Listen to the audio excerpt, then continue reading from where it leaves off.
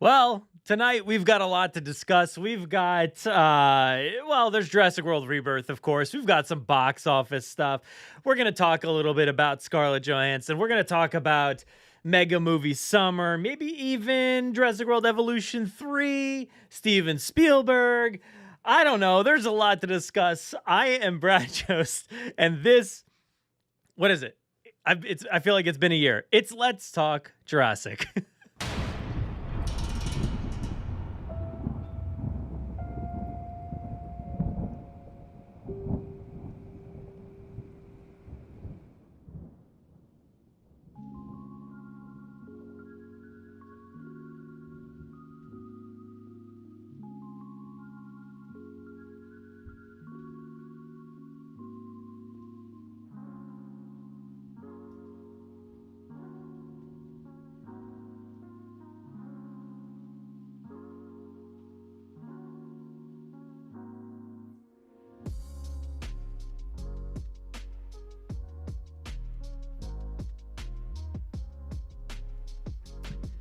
What's going on, everybody? Welcome back to another Let's Talk Jurassic live stream.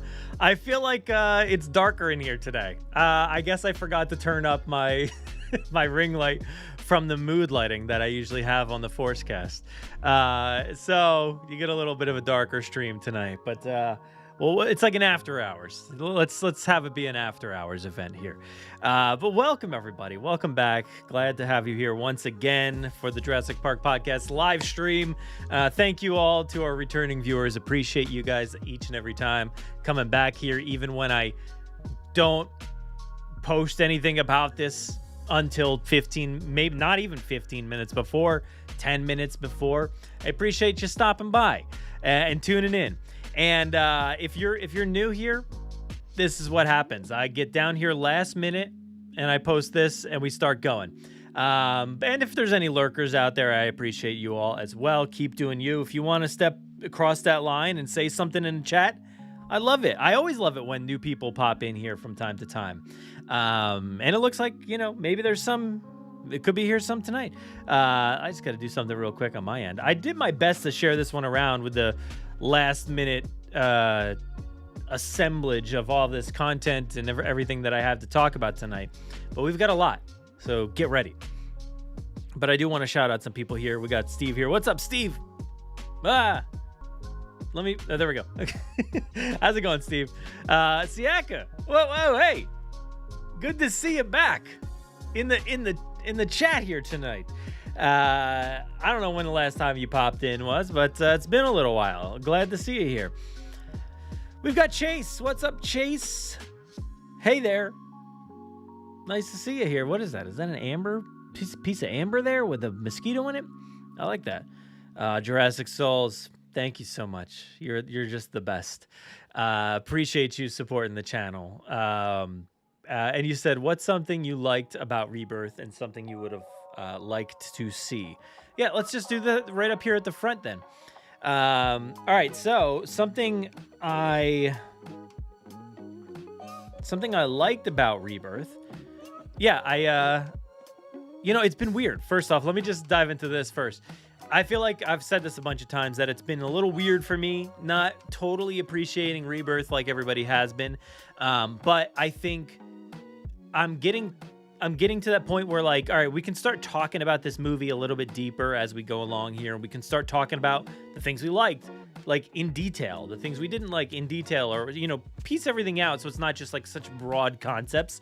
But what is one thing I liked about Rebirth? All right, so I will tell you this. And I wrote it in my my letterboxd from last night. So I went to go see it again last night. This time, I saw it the first two times before the movie came out, and then I hadn't seen it since. I did not see it opening weekend. I failed there. I had to cancel my tickets. Some other stuff came up, and I just didn't get a chance. And things are getting harder, trying to find, like, babysitters and stuff like that all the time. It's like, I can only ask so many people to watch, the kids. But so I did end up going yesterday. I was like, you know what? Superman's coming out. I don't want to miss it in Dolby. And the screening, like the experience itself didn't disappoint. I will say that, yeah, there were a lot of like talking people, as I noted in my Letterboxd review. There was a lot of people talking in the theater, so that I actually had to like yell over at some people to shut up for a little bit, because it was bothering like me first off, but also my son kept looking over at me like, why are they still talking? I'm like, dude, I don't know. But anyway, what I did like, so this past time, the one thing that I really appreciated about this movie was Rupert Friend. I really love his performance in this movie. So I think that's one thing I really dig about this movie. Absolutely. And I won't discuss it super openly right here, but like I just really loved his performance and him being a part of this mission and everything that's going down in this movie. I really liked like everything that he was doing from start to finish. I thought he was a really cool character to watch, and I appreciated, you know, the way he differentiated his character through, like just in the saga itself, you know, like I feel like his character stands out in a unique way that I really appreciated. So I really like Rupert Friend. He's not somebody that I have a ton of experience with, but I think he played all of these different levels in this movie really, really well. And I believed him the whole time. I thought he was really fun. So I want to talk about him more in more detail, which we certainly will. So I'll expand upon that, Souls. You'll have to keep, stay tuned for that. But yeah, I really liked Rupert Friend. He was somebody that I kind of, I don't know, I didn't expect, not from him in particular. Like, I thought he would do fine, but like, I didn't expect much from his character. But I think he like far exceeded like what I expected from that character. So that was pretty cool. And one thing I wish I saw, or something you would have liked to see, one thing in particular that I would have liked to have seen, well, I mean, this is a hard one. I'm just going to stick with the thing that I've been kind of harping on for a little bit. I would have loved to have seen them kind of understand the lore a little bit more. That's really what it comes down to. For me, there's like a bunch of very seemingly small canonical details that I think would have, if they could tie those together and had like just double checked a few things, man, this movie would have rocked for me. So that's what I would have liked to have seen, is just a little bit more attention paid to the lore. But if there's something else like in world, I would have liked to have seen like a cameo of some sort. I know it's its own standalone thing and they're doing their own kind of thing, but I still would have liked to have seen something that ties us a little bit more to the world. That's probably really what I would have liked to have seen. But going back to it, so thank you again, Souls. But Jason, hello, how's it going? Spino Rex is here. Good evening. Saw Rebirth on Sunday. Nice. How we doing? How's the worldwide box office looking? It's looking good. I feel like it's looking pretty good. We'll take a look at that in just a little bit. And Resident Zeno, you're late. Nah, not really. Not really. It's still the beginning. And we got a little bit more time tonight. I do not have to record a Forcecast after this, so we can hang out for a little bit. Like old times. Let's see. Souls continues here. My Megan 2.0 showing was horrible. Multiple people on their phones up front. People throwing popcorn across the theater. Dude, it's so tricky, right? Like when you see like some fun happening at the theater, whether it's people dressing up in suits going to see Minions, which is like, I didn't care about Minions, but like you probably know it was a little probably rowdy in there, because people are dressing up in suits, teenagers, whoever, just kind of making a joke of it all. And then when, the whole chicken jockey, I said it, don't freak out, don't throw your stuff around. Oh man, I forgot my popcorn bucket in the other room. Just realized. But when that whole Minecraft stuff happened, it's like a double-edged sword. Like I kind of like the fact that a movie is wild enough to be bringing people out, having a good time in the theater. You know, there's nothing wrong with having a good time in the theater. But also there's the whole like destroying stuff that's just like, it's a little too far, but people having fun in theater is great. Like, especially, I would assume, I have not seen Megan 2.0, but Megan 2.0 seems like the kind of movie where, boy, you could just have some fun. You could have a great time watching that movie. Yeah, if people take it to a different extreme, though, with their phones. Like, I was thinking about these people next to me. I'm like, this is a Dolby showing. You had to pay like $18 or whatever to get to this showing. It was a matinee, so it was a little bit cheaper. Still, though, $18. There was like 6 of them. Teenagers all sitting there, and they all had like popcorn and drinks and stuff. I'm like, dude, that's a lot of money. I don't know if you paid for it or if it was your parents, but try to show a little respect, all right? You don't know how many times I wanted to quote Alan Grant in that moment.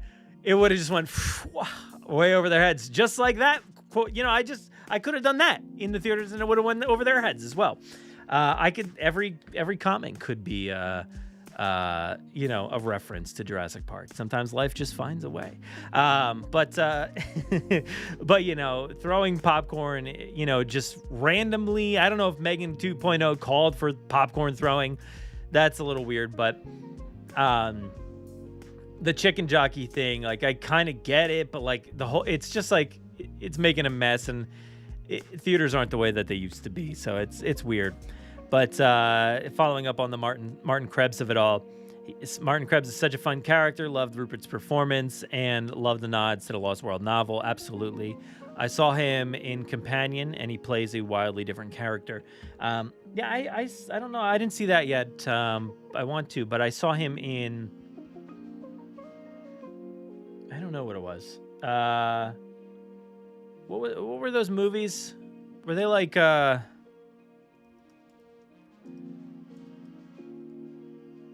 those Wes Anderson or something like that. Is that what was it?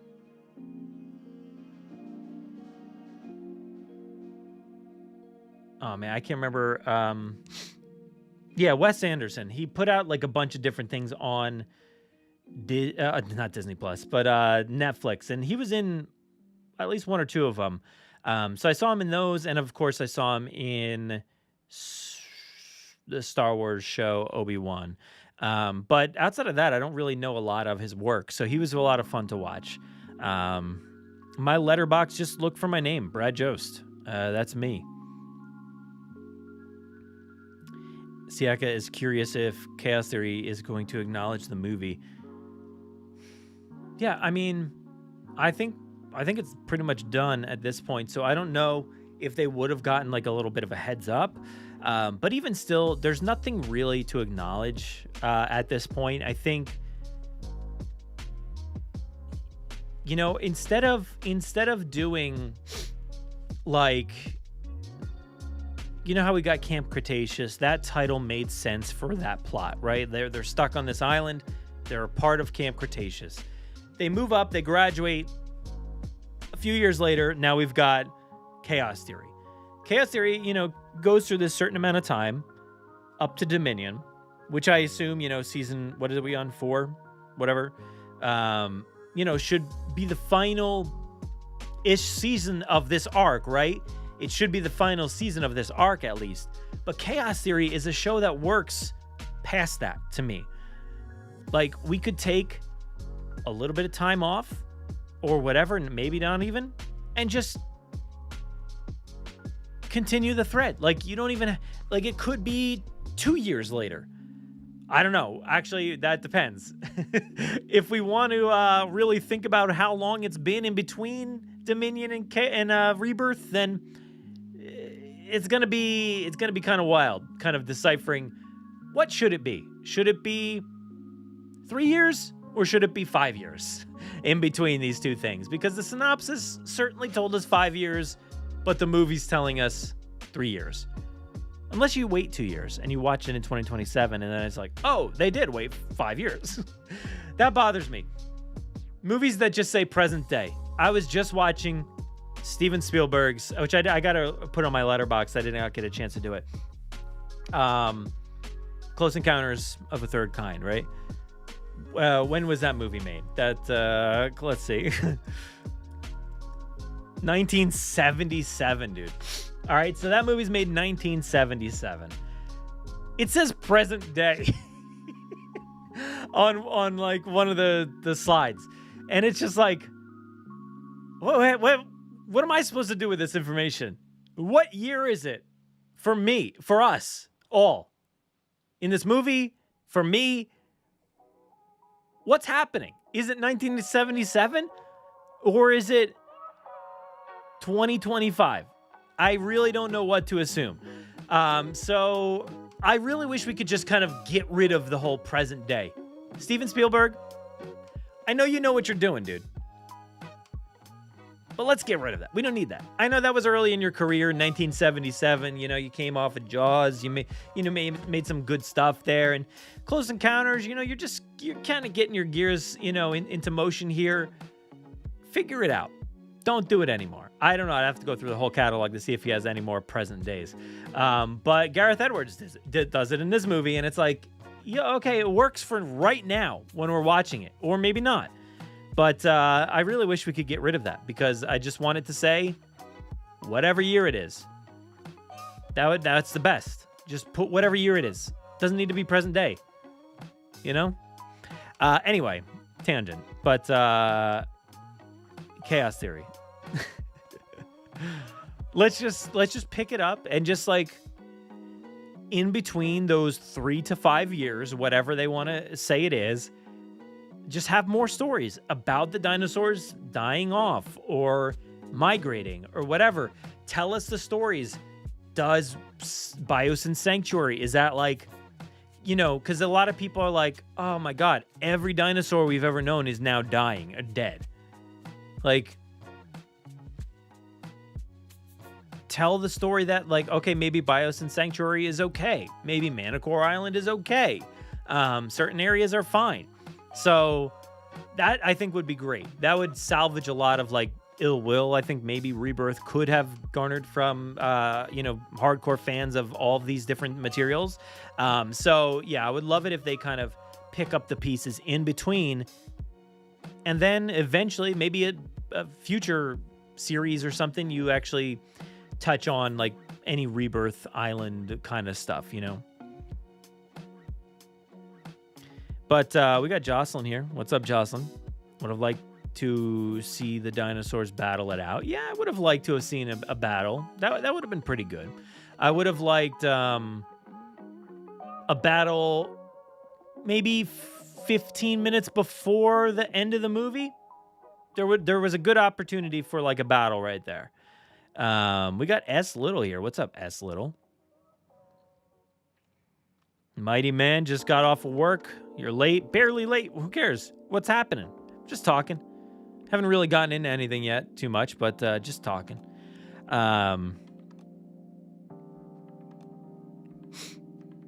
Rebirth's opening scroll implies the first dinosaur was cloned the same year I was born. 32 years ago. Yeah. It's kind of weird. Like the opening information says that 32 years ago. And I wonder if it's more so like I could read that saying 32 years ago.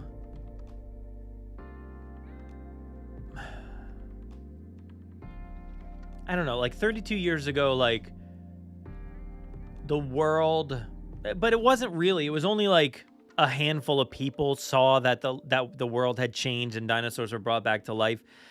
So 32 years ago, it still doesn't make a lot of sense because we know that the dinosaurs would have been created before 32 years ago. Like, but I don't know. Little touches. If you had just written over 30 years ago, there you go. Over 30 years ago, dinosaurs, blah, blah, blah, whatever. So, just straightening out 17 years ago. When was that? 17 years from when? 2025? 2027? What year are we in? But yeah, that's the kind of stuff that I would like to see straightened out. And Steve thinks they'll make a brand new series on it. Yeah, I could definitely see a brand new series, but like Chaos Theory is so close to what, like if they were to do a story in between Chaos Theory and Rebirth, the story of dinosaurs dying off and migrating or whatever, that is so closely tied to what they're already doing, of dinosaurs being trafficked and in regions that they don't belong. It would work hand in hand if they continued that story, pick it up, let's say season 5, right? Because we're on season 4 or about to be. Say season 5 just starts with 3 years later. And then it says 2020, whatever year, present day. If they just do that, like that works so hand in hand with what they're already doing with boats shipping dinosaurs around the world and, whatever the case is, like different random mysterious labs in the ground. Like that's the same stuff that's happening in Rebirth, just slightly differently. So I think they could pull it off under the same banner, and I would like to see the same kids like tackling these things. I think that would work really, really well. And then they could do their typical thing. Like they could involve characters from Dominion and kind of weave it into what's going on with Rebirth. And I have so much faith and confidence in, everything that everybody that's behind Scott and Aaron, that I think like they could really fix a lot of like loose canonical issues there. But let's see. Steve, what's up? Got you here.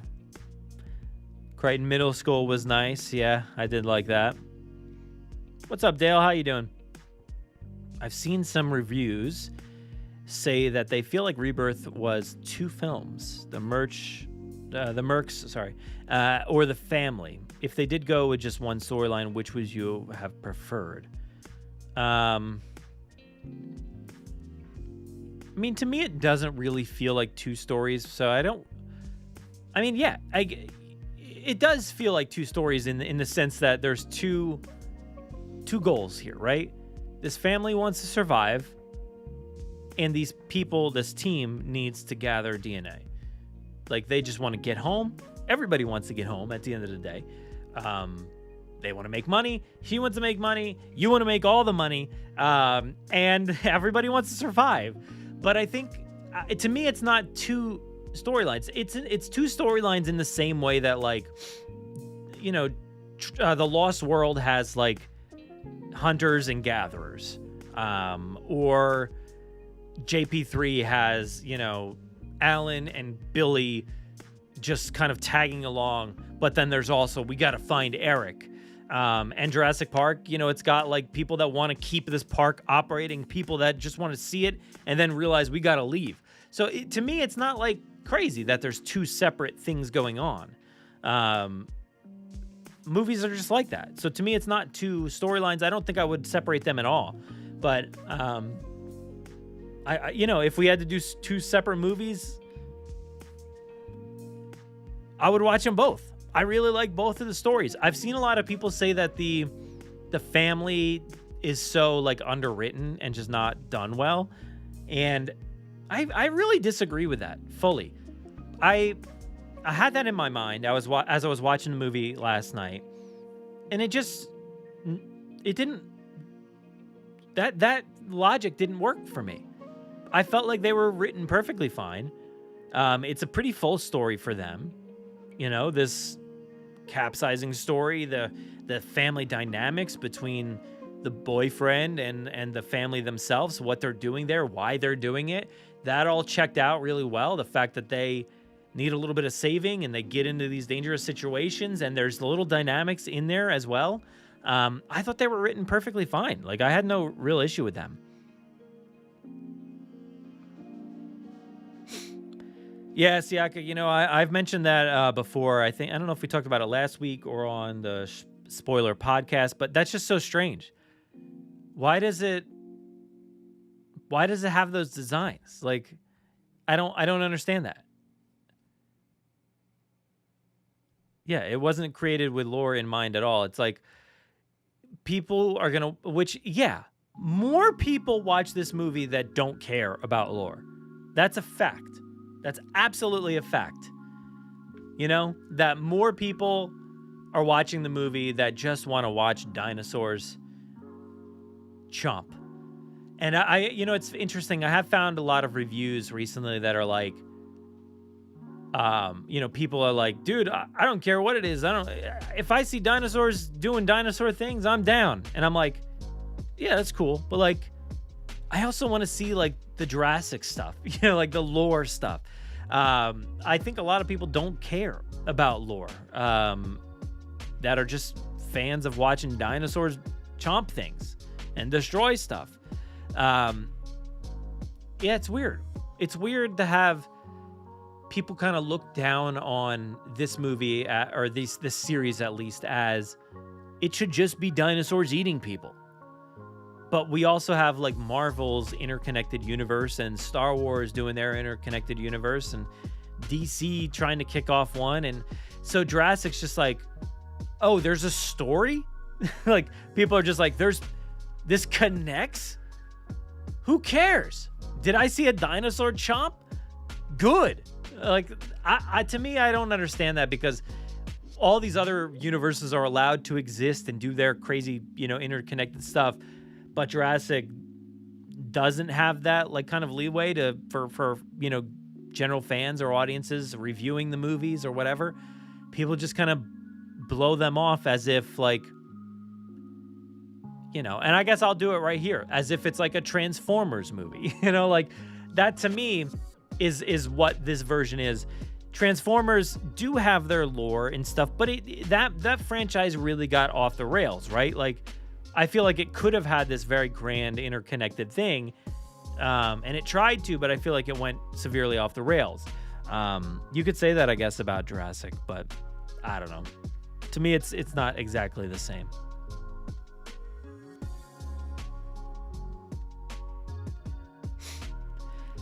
Let's see. Jason says, listen to In General podcast today on their reaction. Each had their takes on good and the bad. Jack didn't like it. Oh, no. And said that they're not raising the bar. Biggest question is, where do we go from here? Yeah, I think there's a lot of potential. They did kind of, it didn't feel as open-ended as Frank Marshall's like leading everybody to believe it is. He's like, you should see where we left it off, as if there's some like kind of cliffhanger. But I think you can take like little pieces and kind of figure out where they could go, but it's not so. It's exactly like Jurassic Park. At the end of Jurassic Park, it's like, wow, this movie just ended. What the heck? What are we doing? There's a whole island of dinosaurs. We didn't figure any of that out. We just left them there. They left them. The dinosaurs are literally like, they left us. What about the lysine contingency? But like, that's the same kind of ending, right? So I think when Jurassic Park ends, the Lost World book maybe doesn't exist, and you're just like, where could we go from here? What could we do? Could we go back to that island? And of course in 1993, it's like a much more fresh dynamic when you're like, ooh, could we go back to Nublar? Like, what if we actually got the park operating? What if they like silenced all these people and we just like made a new park and then it all went, to hell again? Or what if we like went and uncovered the DNA? Like, that would be a cool story, wouldn't it? What if we went and uncovered that DNA? I know it's only viable for 36 hours, but what if we went back and got that DNA? So there was a lot of, conjecture back in the days as well. You could do that same thing for this movie, right? It is a little bit open-ended, but a lot of it is, what can you think of? And what kind of concepts can you conjure up? Because they didn't really leave a lot open, like obvious points where you can be like, that's where we're going. So But yeah, I'm not surprised Jack didn't like it. Knowing his takes, I feel sorry that he didn't appreciate it, because I know he had an open mind for this, but doesn't always work out. Me and him are maybe on the same page. I don't know. No, maybe he didn't like it as much as I did. Because I like the movie. I do like the movie.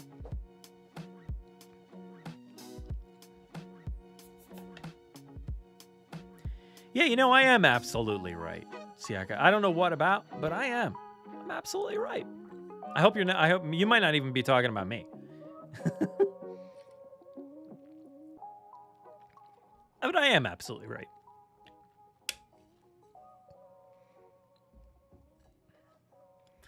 Yeah, and Stuck on Sorna is great as well. I was on there once, I believe. But I think I was in like a few episodes.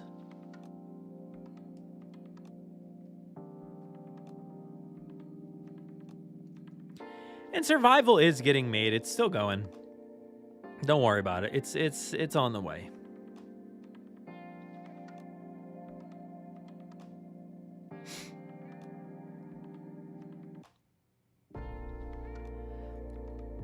And yeah, I don't even like. It's the whole thing is just written wrong. Like the island was R&D for the original park. It's just written wrong. Like it still could have been R&D for the original park, but what they're showing us is quite clearly not that. So it's just very confusing when they say that it's the R&D for the original park. So again, little things. This is R&D for the original park. But it was revived in 2005 when Masrani bought the rights to the theme park. Like they could have said that, and then then they could continue with the line of, and it was used for hybrid creations. They called it engineered entertainment or whatever they called it. So it literally everything could still fit in there, and it's not going to extend the length of this movie or anything. You could have fixed it. They could have very well fixed it. We need somebody on the inside saying this stuff directly when they watch the cut or the script or whatever, and they're saying, yeah, what? That doesn't work. And it wouldn't be active in 2010. R&D for the original park. Makes sense. That makes sense. And that's a great idea. If the aesthetic and the hybrid stuff wasn't really mentioned, this movie is a sequel to Jurassic Park 3. There's if you take out some stuff, it works as a perfect sequel to Jurassic Park 3. There you go. Don't even talk about genetically engineered whatever they called it. I forget again. Entertainment. But and you know what? That kind of grind my gears about that moment is maybe Zora is off on a lot of missions for the past 15, 20 years or something. Well, let's just say 15 years. But the fact that she's they made theme park monsters or whatever I don't know what the line is. But I'm why is she confused about this? Did you not hear that the Indominus Rex escaped? Did you not read up? Did you just say, oh, that's another dinosaur? Did you not know that it was... Did that not become a major part of the lexicon in world where people are they made hybrids? Because I assume the public didn't know that unless they were putting it into Variety and Deadline is reporting. Did you know Jurassic World is working on hybrid creations? And it's we don't know what's coming next, but we hear it has more teeth.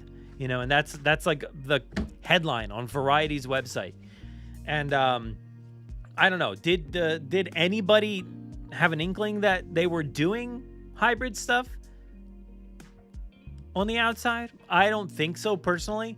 So when people realize when the Indominus escapes, there has to be an answer for that, right? So people would know in the real world, not in the real world, in the movie world, that hybrids were a thing, hybrids were created, and they don't need to know about the Indoraptor. That's one that can kind of sweep under the rug a little bit. But, the kids from Camp Cretaceous would surely be talking, well, we found out that Dr. Wu was doing some stuff, and he created these three hybrid creatures that terrorized us on the island. So it would be out there in the world that a lot of people would understand. I don't know where I was going with that. Oh, so why was Zora so like, they made genetically engineered creatures? What? So that's a little weird for me. Yeah.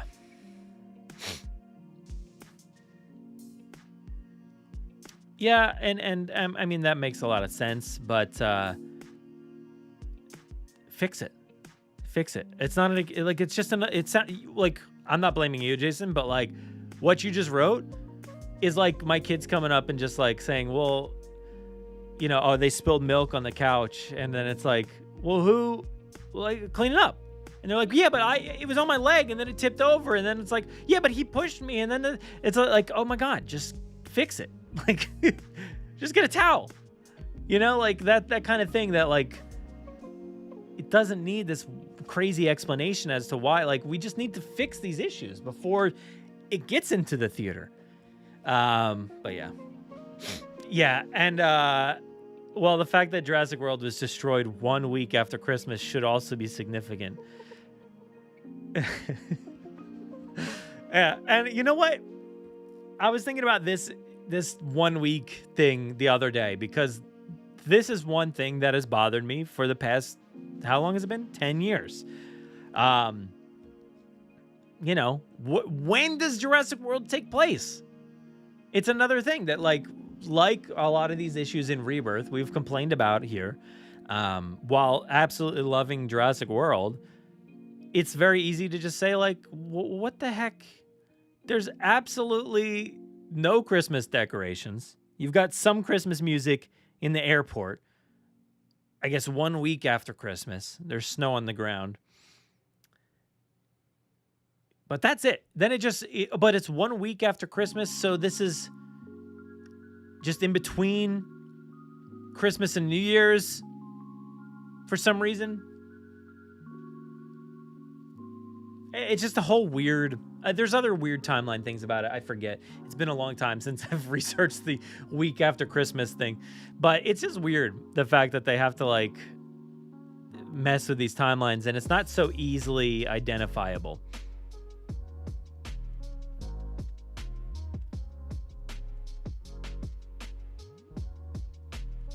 And yeah, I mean, this movie was way too quickly put together, and I think they did a phenomenal job with how quickly this all came about. Like, it's kind of a miracle, I think, that this movie came out the way it did, and as well as it is, to be that good and to have been done within that 1.5-year time frame. Kind of wild. Yeah. The boat thing, like... But you know what? There's a difference, though, because the boat thing, it's one of those things, right, that's just like, why? What happened here? What is the deal with this hand on the steering wheel or wherever it was on? Like, who did that? Have an explanation. But it doesn't mess with, like, the entire lore of Jurassic in such a weird way. That's my problem with some of the issues in this movie. Is like, yes, all the movies have issues. We're not joking. We're not kidding around. We know that, like, Jurassic Park, The Lost World, JP3, Jurassic World, they all have their issues. But, like, this one, I think, more than others, really messes with, like, deeper things than just, like, what the heck is the answer for what happened to the crew on that boat? That doesn't really mess with, like, the integrity and the structure of, like, the Jurassic franchise, it's just like an unsolved mystery at this point that we'll never really know. Just get a towel. you could fix. Hey, hold on. Yeah, Steven, could you patch Frank in? Sure, I'll hold.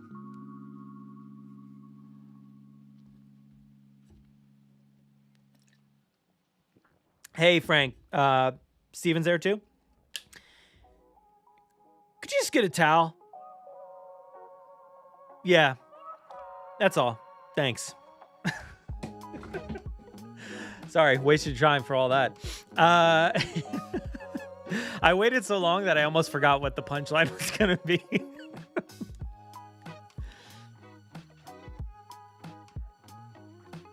Steve says, like, I've always found it annoying. Why did Owen and the other worker go into the paddock before finding out that the Indominus had escaped?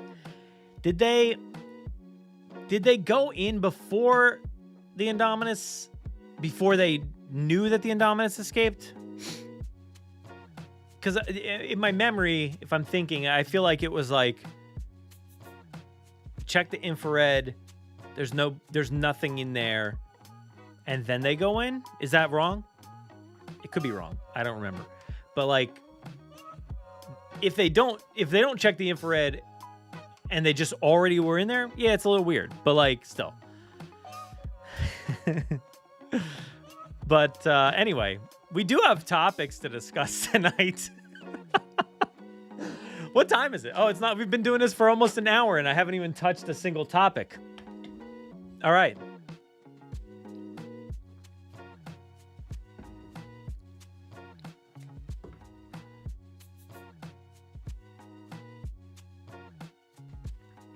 All right, so let's dive into some stuff here tonight because there's a few topics I want to discuss, and I think I might use this audio because, by the way, I did not put out an episode this week.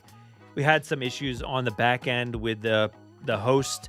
They were able to straighten everything out, so not the host as in me of the podcast, but like the podcasting host, like it's a website that hosts all the audio and everything. So they had to fix some stuff on the back end. And of course, this always happens during the release of like a movie or something, like a season of a show. And I'm like, are you kidding me? This couldn't happen any other time of the year. But no, it has to happen right when a movie comes out. But anyway, the issue's fixed, but I just didn't put out the episode. I figure I'll wait till next week. But I might use this audio for just like a kind of bonus, kind of like, or maybe not. I don't know. We'll see. But we'll see.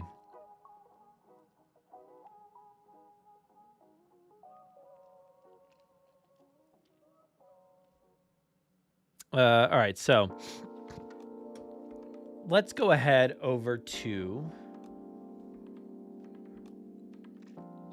We're going to start small here.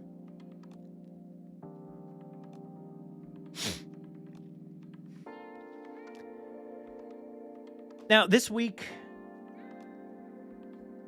Excuse me. I got a cough.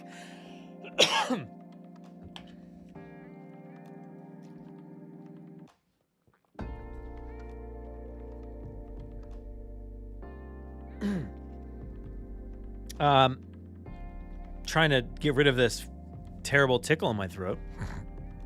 But what I was trying to say was this past week we did not get to cover this because there was a lot of other stuff going on with Jurassic World Rebirth.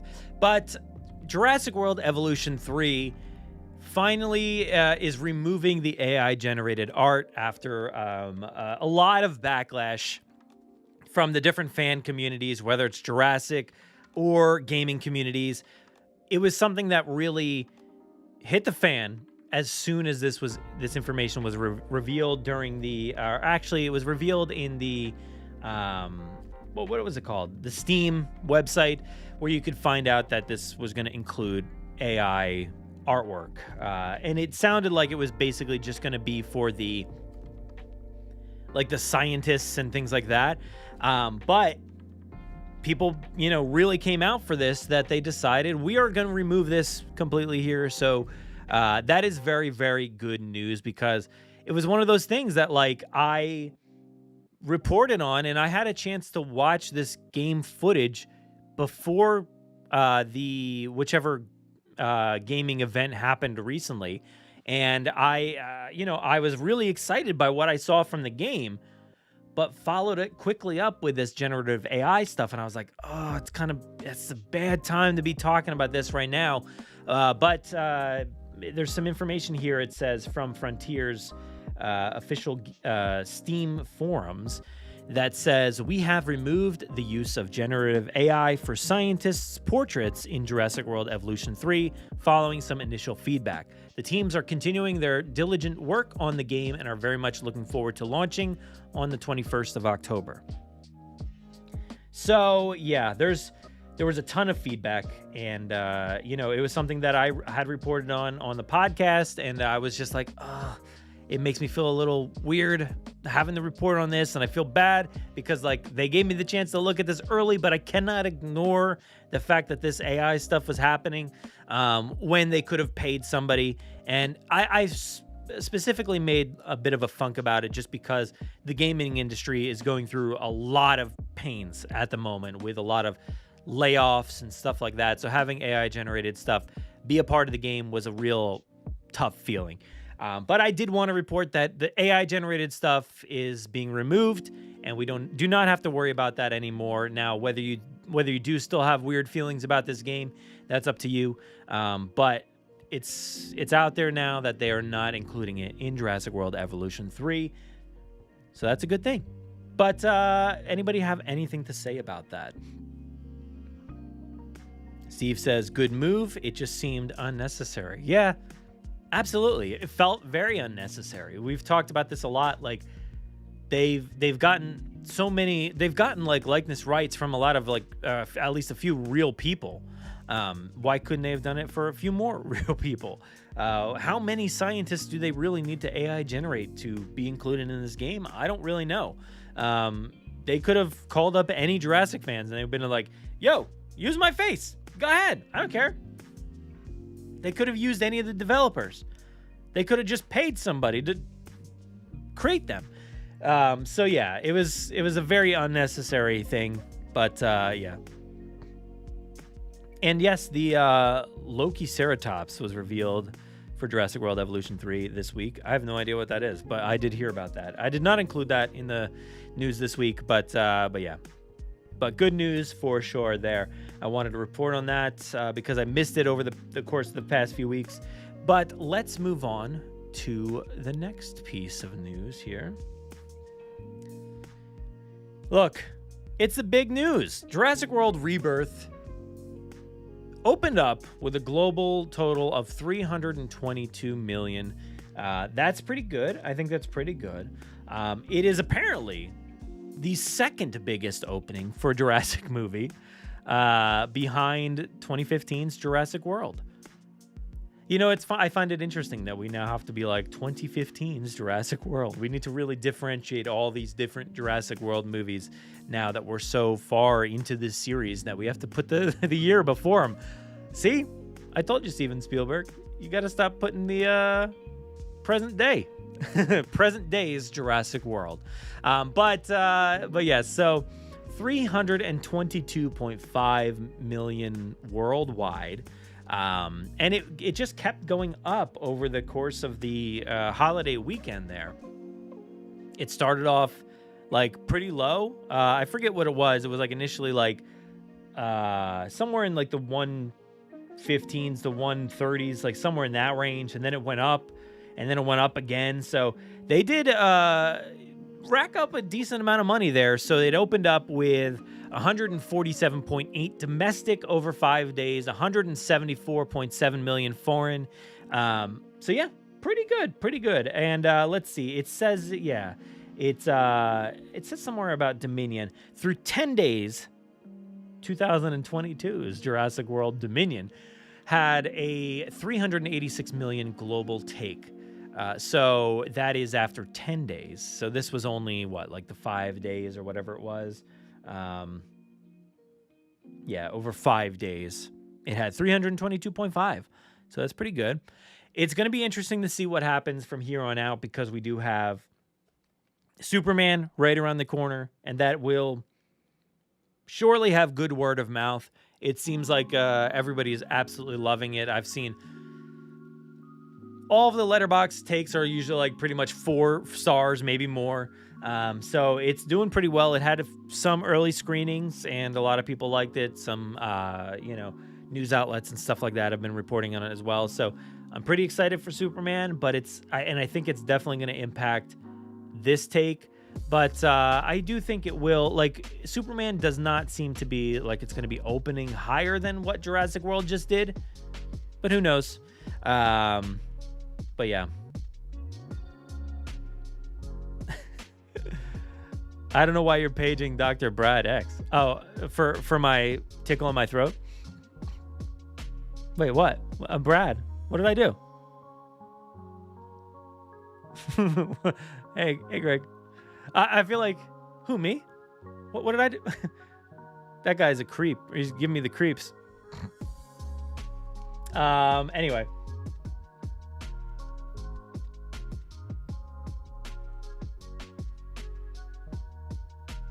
Let's go over here because I do want to check out some more information from the box office. Yeah, they got some huge contenders with Superman and Fantastic Four, a little ways out, but both of them gonna knock this one out for sure. So I think I've pegged it like at 700. So we'll see if it hits there. I don't believe it's opened in China yet. We've got domestic there, 174. Oh wait, was that the other way? I thought it was the other way around, no? Yeah, 174 foreign. So why did that say domestic? Oh, maybe this is just up until now. But yeah, so I guess now it's made 349.4 million worldwide. So we're up a little bit from the other day, because we've included Monday, Tuesday, Wednesday at this rate. But so yeah, up from 322 to 349. And yeah, up to 174 for domestic. You've got France, Italy, Hungary, Slovakia, Romania, Bulgaria, Croatia, Iceland, Lithuania, Colombia, Hong Kong, and New Zealand so far. And you've got just like million, 67,000. So yeah, it goes up from there. 5 million in France. No China as of yet. I'm not sure when that's happening. I don't know. I'll try to look into that. Maybe somebody else has the answer for me in the chat. But yeah, doing all right so far. I don't know how deep it's gonna go. But it does seem like people are thinking like, okay, that opening box office did well enough. So I think the fact that this movie was made for a little bit less, right? I forget what the budget was. But I know the budget was a bit less. Apparently it was 180 without marketing costs. So it's a little bit less than like, apparently this, I don't know if this is believable. Fallen Kingdom was 265 and Dominion was 185. That doesn't sound. There's no way Dominion was 185. No, was it?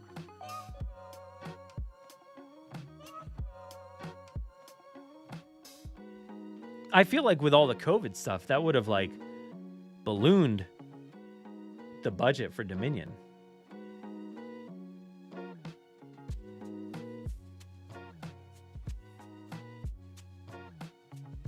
Oh, it says with an estimated budget of 185 to 265 million. And it's one of the most expensive films ever made. Jurassic World Dominion. So, yeah. And Fallen Kingdom, was that 265? Because I feel like that's high. See, now, wait, what? Now, this is saying with a production budget of up to 432 million for Fallen Kingdom. It's the second most expensive movie ever made. This doesn't make any sense. How is Dominion the most expensive movie ever made at 22 on the list? But The Force Awakens was $447 million? Dude, these numbers are not working for me. Like, this is crazy. I don't know.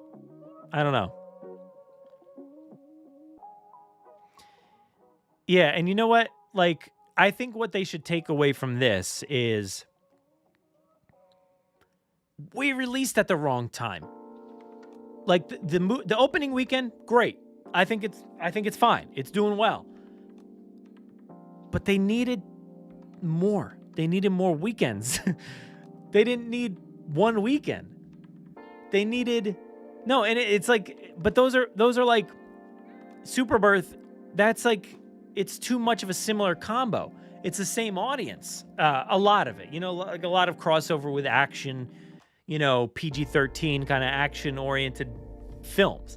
I know it's different kind of genre stuff, but like they needed, completely different things where this is like the edgy, potentially family friendly kind of thing, but also it needed like the Materialists. Like it could have gone head to head with anything from like let me see. Let's go back to June. 2025 box office.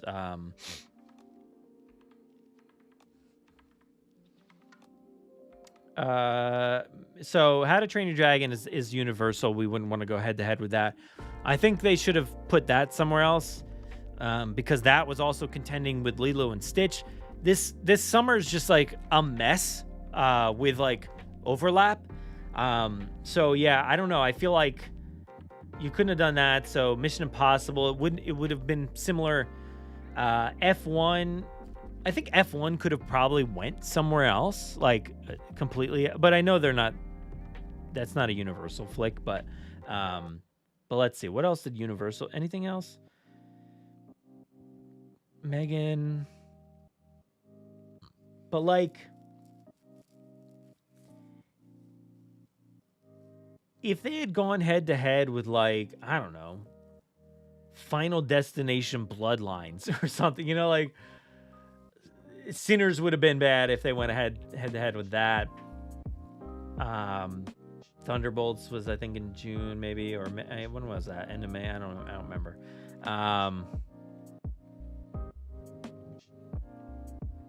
Minecraft, if they have gone, could they have gone to all the way out to Minecraft? But yeah, they needed something a little bit different, right? So I don't know. Oh, you're expecting to see me as a scientist. I get it now. Yeah. You know what does crack me up though? But Megan 2.0 is their movie. Like that, it wouldn't have worked for Megan 2.0. They're not going to go head to head with their own movie. But going back to what Steve said about Dr. Brad X, Gareth Edwards said I think he had said something about like where do you go next? He's like, I don't know, robots, like big robots. And I was like, I'm back, baby. we got Brad X is back in the lore. So yeah. It's the movie should have another sequel, I'm assuming you meant. But yeah, Thunderbolts was May 2nd, so that was a little ways out. And it still would have been on par with like the same kind of audience overlap. More weekend teeth. Yeah, I don't know. But yeah, it needed something like, because Barbie and Oppenheimer were so drastic, like they were just the opposite ends of the spectrum, the complete opposite ends. Lilo and Stitch came out the same weekend as Final Reckoning, so like that was kind of one, but it like they weren't even close. Like at least I feel like Barbie and Oppenheimer were like kind of like battling it out in a way. But I think if they are to do, if they're enticed by these opening weekend numbers as box office, I know it's like a whole July 4th weekend, extended weekend, box office opening, but they should go back to the beginning of June, nail that down, and just use that timeline. And then hopefully other stuff will be a little bit more spread out, that we're not in the heat of the summer here with July. So yeah, I don't know. I just hope they can kind of figure that out a little bit better. It's always wild looking at what's coming out, and you're like, oh my God, like I gotta find babysitters for like several weeks in a row just to go to the movies. It's not gonna work. It's not gonna work. I just find it difficult that they're overlapping so much that they're hindering their own box office. But yeah, and again, I know a lot of people these days like to say, like, what do you care about box office? Who cares how much money it makes? Well, the reason I care is because I want to see more. And if it doesn't do well, we don't get more. So we need more. Call your boy. I'll tell you. Look, you know what? Hey, Steven, can you put Frank on the phone? Thanks. I have nothing to say for this joke. But I'll kind of, think of something. But hold on, I'm on hold, so I'll just talk to you guys for a second. No, I have nothing. I'm just gonna hang up on you guys. Bye. Yeah, but I don't know. Stretch it out, guys. Like, give us some more breathing room as parents going to the movies. Anyway, speaking of the guy I've got on speed dial, Steven Spielberg tried to nix Spielberg homages in Jurassic World Rebirth. So let's go through this article here by Vanity Fair. So yeah, this is probably some information that's been said before, I imagine, as every other Rebirth article has ever been. Hank Hill impression. It's just like, hold on, let me. Wait, I don't even know how does it even go. Well, okay, I don't know, but I was gonna call Steven back. Steven, can you put Frank on the phone? I just want to give him a Hank Hill impression. Anyway, let's go back to this, because Edwards tells Vanity Fair, I keep going to say Variety, when I read the script, I had no idea what was going to happen. Obviously, you're reading it for the first time. And he says, you go, well, hang on. There's a boat racing to chase a creature underwater that has a giant fin, and they have a rifle, and they're leaning out over the edge of the boat to try and shoot it. I felt a bit like there's another movie that did this really well. There is. It's called Jaws, if you were curious. So let's see here. He says, I'd be going, guys, we can't do this. It's just too sacrilegious. He says, instead, he leaned in, paid homage to Jaws the same way Spielberg had honored classic big screen pirate adventures in his 1975 Shark Attack movie. Yeah, so that's the thing. Like, we are at this time where these people do still exist, and we still have to, like, pay our respects. We still got to, like, show them, like, we love the things that you made, and now we're kind of replicating them in new ways. And I think, like, Godzilla -1 did that so brilliantly, and like a Godzilla movie made it partial Jaws movie out of it. It's pretty crazy. And then he says also here, and then the last note was, by the way, take out all the nods and references to all those previous Spielberg films and Jurassic Park Easter eggs. What? That's what I don't understand, guys. I'm sorry I screamed at you all. Why? Like, I get it. I heard Gareth Edwards and Frank Marshall talk about this directly. A little cagey about it when we were listening to their Q&A in New York City. But yeah, I get it. I get it, because if they do too many, then it's very much like, what are we even making this movie for? Still kind of have that question, but you know, I get what they're saying here. He says, it was one of those things where I disagree and nod and write it down and see what happens over the next few months. That was me just saying a line from Jurassic World Dominion, pretending to be Alan Grant. It feels like a snake eating its own tail, Edward says. I wouldn't want to do it if I was them, but because I'm not them and I'm a fan and I love their work, and so does the rest of the world, I feel like they're only people in the world that have a problem with this. They're the only people in the world that have a problem with this. That's so funny to me. It's like Steven's like standing there like looking at the movie and he's like, I got a problem with all the stuff that you're doing that looks like my stuff. And Gareth's like, hey, Steven, no one else cares. Go sit down. Go get a towel and go sit down. But yeah, it's funny because like he's right. Nobody else has a problem with it, really. I mean, like, sure, a lot of people, like critics, will be like, I didn't like all these references or whatever. But like, we sometimes just appreciate a good callback. The opening of the movie used to start with these primates watching. Watching the trees are moving, and there are some monsters there. Edward says it turns out it's a giant digger. Oh yeah. Destroying the rainforest. They're building the laboratory in the middle of the jungle, and then the prologue begins. Instead, Rebirth begins with the lab already in operation. You know, I feel like I'm glad that didn't happen, because it would have been probably even messier if they stuck to this whole, it's the original park, but like also it's Jurassic World. So, yeah, I don't know. That would have been kind of messy if they capped that, but I do like that idea. I think that could have been interesting.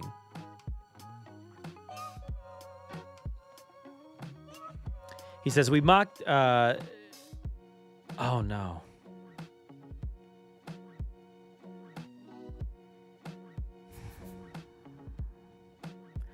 This is where I get sad. I'm like, I'm gonna cry. Because this is my guy, dude. You're gonna cut my guy from the film?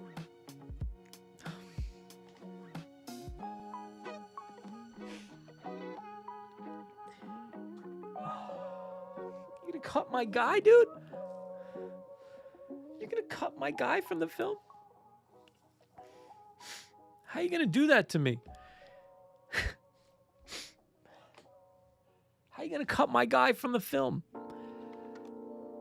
It says Edwards also lost the return of Mr. DNA.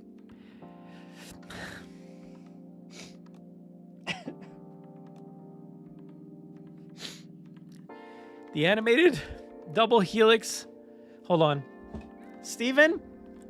Get Gareth on the phone. Whose decision was this? They didn't answer. I was just talking to a voicemail. It says the animated double helix who gives exposition in the original film. We mocked it up really crudely in an early cut, and yeah, I got slapped on the wrist for that, he says. So he turned his own exposition into a Disney kind of retro documentary thing.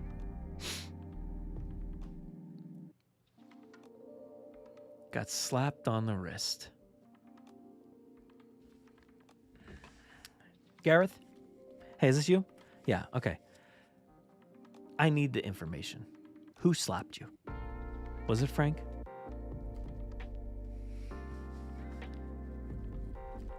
Was it Pat? Did Pat do it? Was it Steve? Was it Steven? I hate to ask you, but was it Steven? Are you okay? Yeah, just it's not cool, man. They should have kept him in the movie. I'll never forgive them. Hanging up. Dude, my Halloween costume from 2023, dude. It's literally just been sitting right here this whole time, okay? I don't have any green screen on.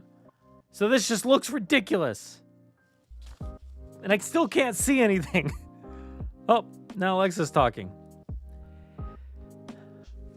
Will, wait. How do I do a Mr. DNA voice when I can't see? Let me get down to it. How do we gonna get into it? No, this is the terror. Well, looky here. This what should I say? The people who brought you Jurassic Park decided to not include me in their movie, and I am furious about it. As a matter of fact, I'm teaming up with Megan 2.0 to get back at you for not including me in your latest Jurassic World movie. Bye-bye. Anyway, that's why. Why did I do any of that? Was I wearing that right? I couldn't tell. Bingo. Dino DNA. I should have just used the Hank Hill voice instead. Well, you decided to not include me in your movie. Dang it.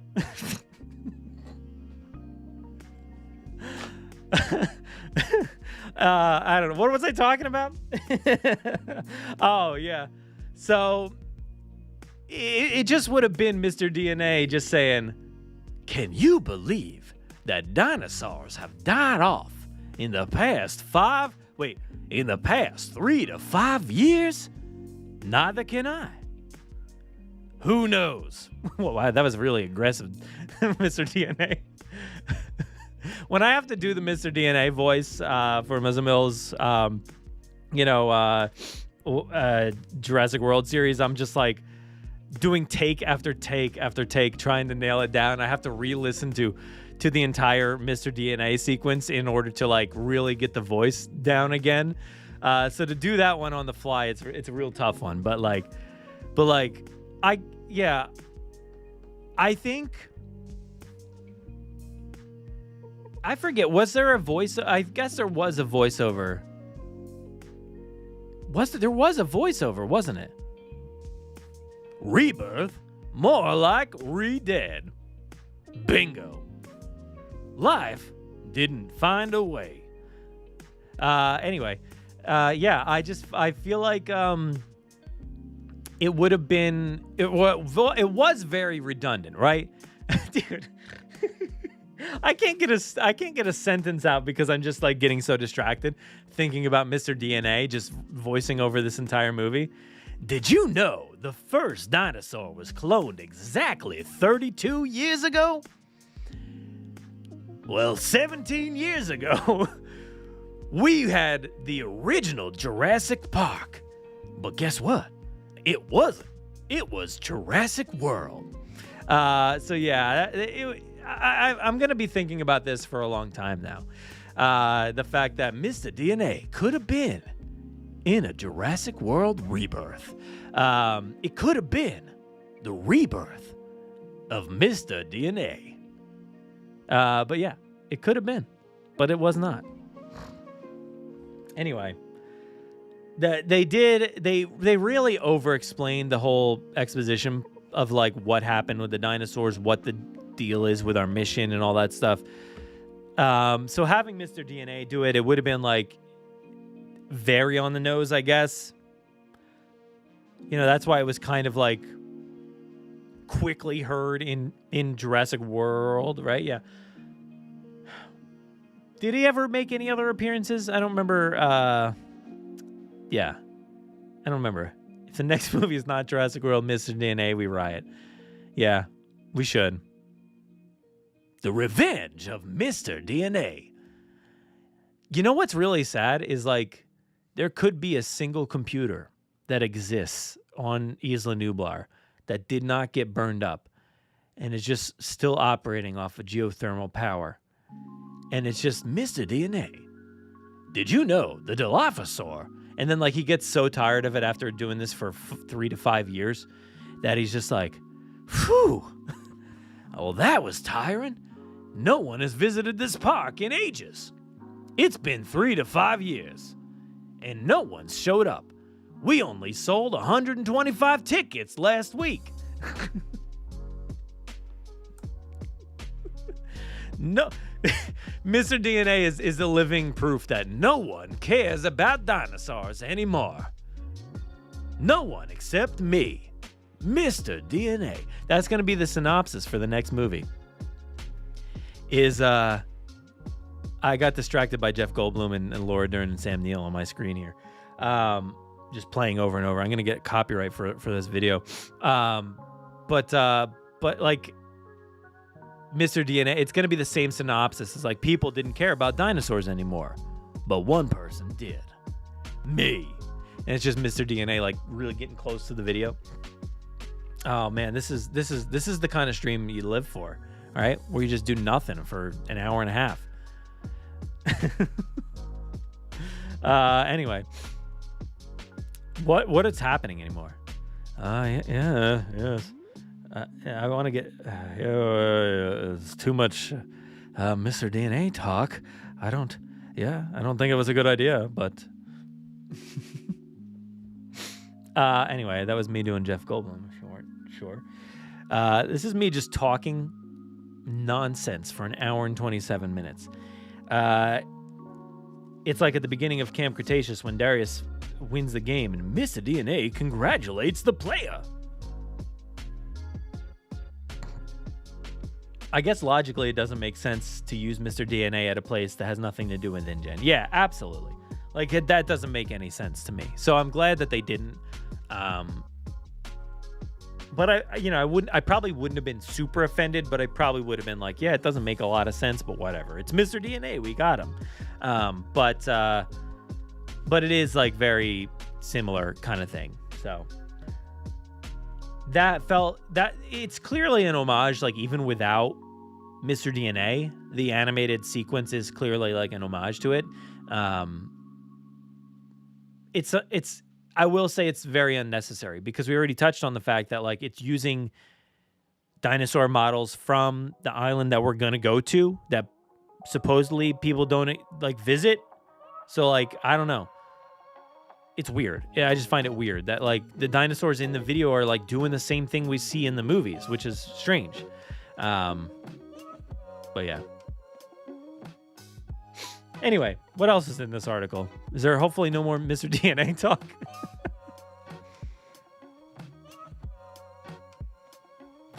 Let's see here. Spielberg. I don't need to see here, but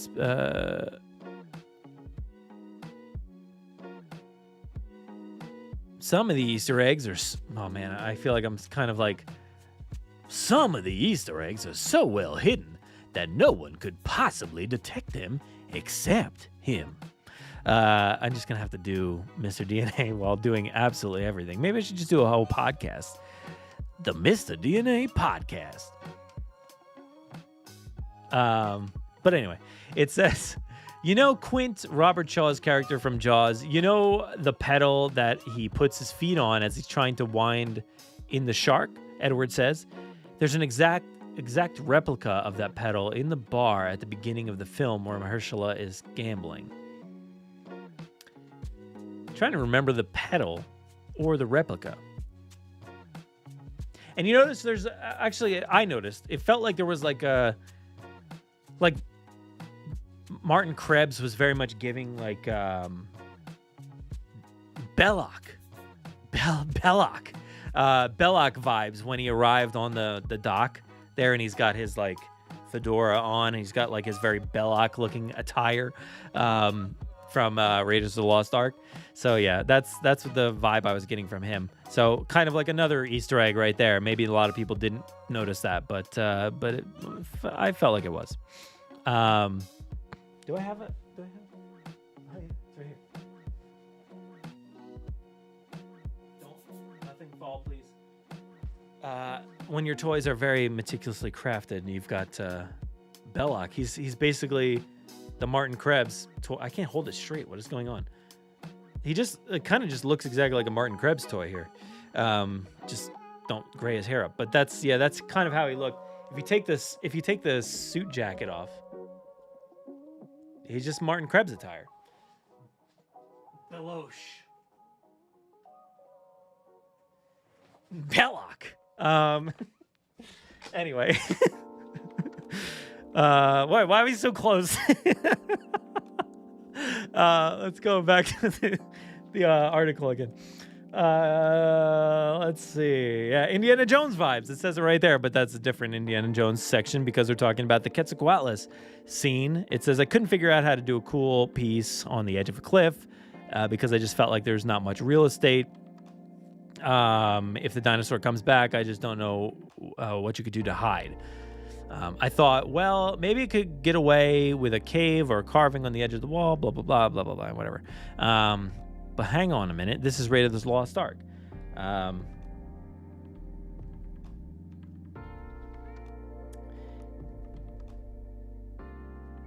Frank Marshall, who produced Rebirth and Raiders, walked out and says he walked out on the set and said something like, "Oh yeah, this is certainly familiar. I didn't know if this was a good or a bad thing, but I just looked at all of the faces on the crew and they were beaming. I kept waiting for someone to tell me, no, don't do that." Eventually, Spielberg and co. allowed it, perhaps in part because Edwards had a key ally. One of David Koepp's favorite films is Raiders of the Lost Ark, so he was never going to fight me about that.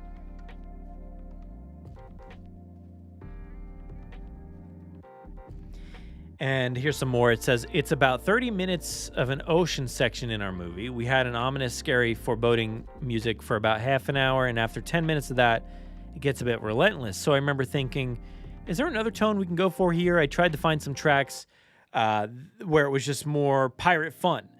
And yeah, I felt like the score here is very much in reference. It feels like it's a bit in reference to Jaws, where it's very like upbeat and jaunty. And it says that right here, a Buccaneer-like jaunt.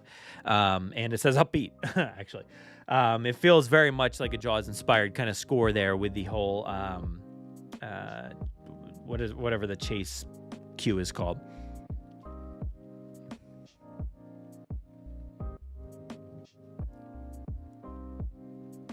He says, I also did a little bit with the Mexican mariachi type music at one point, which reminded me of the scene where Dodgson goes to find Dennis Nedry and gives him the shaving cream. He said, rather than directly call back to Jurassic Park, Spielberg was more okay with Jaws similarities. Interesting.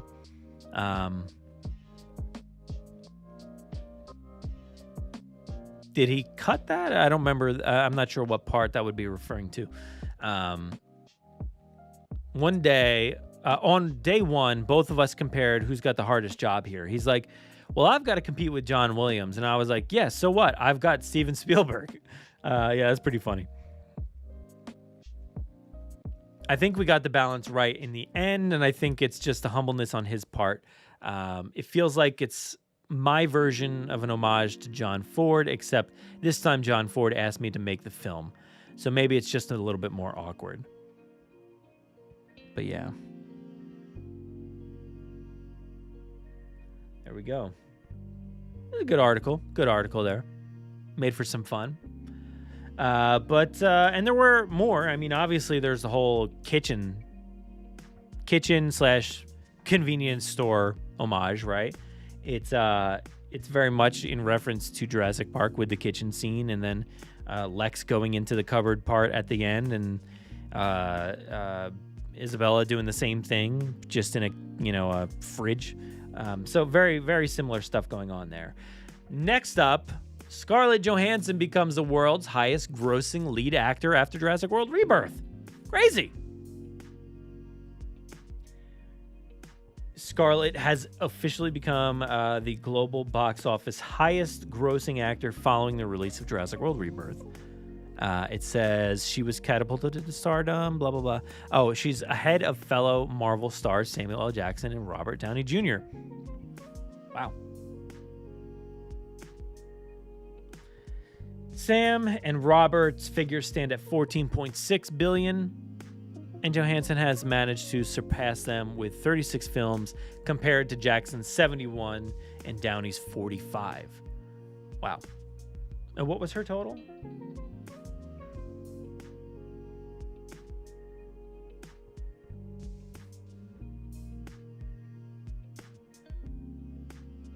$14.61. Oh, okay, 14.61 compared to 14.60 and 14.3. Man, that's crazy. And obviously, like, for the three of them, it's Marvel. Like, let's not beat around the bush. It's just Marvel that is really like, and Sam Jackson has like obviously some other stuff in there, and they all do, but Marvel's the key factor there, right? Like with Endgame and Infinity War and all that good stuff. So, yeah. That's pretty awesome. So congratulations to Scarlett. I think that's pretty huge. Top actor in the world right there. Scarlett Johansson. And it didn't take much. It just took one weekend. One weekend to get that 0.01 or whatever it was over them. But that's pretty cool. That's pretty cool. And there was another article, I think, here. What was this one? Oh, yeah. I don't know. We can discuss this, I guess. But let's go over to Universal Parks. Jurassic World Rebirth invades Universal Studios Hollywood for Mega Movie Summer. I did get a press release about this, and I just brought up the Fangoria website here just to kind of act as a video portion, image portion of the show. But they did send out a press release that you can, it was kind of an interesting press release because they're like fans of the #1 movie in the world, Jurassic World Rebirth, invited to Universal Mega Movie Summer at Universal Studios Hollywood now through August 10th. I was like, are you inviting me? I was confused at first when I read that. But I guess they're just kind of imploring people after the opening weekend, hey, if you're a fan of that #1 movie in the world, come out to Universal Hollywood now through August 10th. And it's a lot of information that we've heard before. But I don't know. There might be some new stuff in there. But it was basically like, you know, they say experience Jurassic World the ride close up with the Mosasaurus. Is it the same Mosasaurus? Maybe. I don't know. Could be. We'll see. I don't know if we'll ever see, but maybe. Meet Dolores the Aqualops from the blockbuster new film. See Jurassic World Rebirth for the first time. Or again. You could just go to the movies and see it at City Walk. And yeah, there's a lot of like food options and things. I don't know what the article actually says, but yeah, I'll just use this as the image. Well, we're going to go to their magazine. We could do that. But yeah, they got Dolores out there. I would very much like to meet Dolores, so hopefully I get that chance. But yeah, it says the centerpiece for the experience includes the all-new opportunity to meet Dolores, the adorable Aqualops from the new movie, or Aqualops, however you want to say it, alongside her handler, an animal specialist who's on hand to share facts and stats about this tiny ceratopsian herbivore. You can meet other dinosaurs that may or may not be extinct. Velociraptor Blue, Juliet the Triceratops, Baby Tango, as well as our see 4 new Dilophosaurs that are on the ride. 4 new Dilophosaurs. That's cool.